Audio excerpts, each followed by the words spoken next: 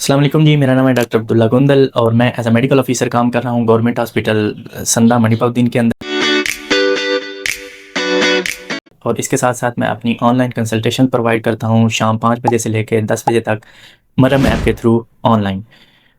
As a medical officer या as a general practitioner मैं deal करता हूँ बच्चों के और बड़ों के जितने भी कॉमन अमराज हैं सोसाइटी के अंदर उनके साथ, जिनके अंदर आ जाते हैं मैदा जिगर के अमराज, सांस के अमराज, दिल के अमराज, गुर्दे मसाने के अमराज और इन्फेक्शियस डिजीज़ के साथ।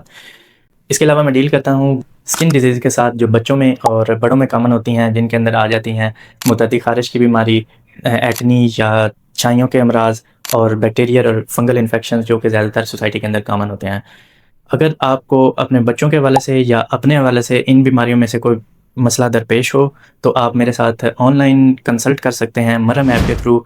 और इसके अलावा आप मुख्तलिफ हेल्थ से रिलेटेड इंफॉर्मेशन हासिल कर सकते हैं मेरे YouTube channel health talks with doctor Abdullah Gundal के थ्रू।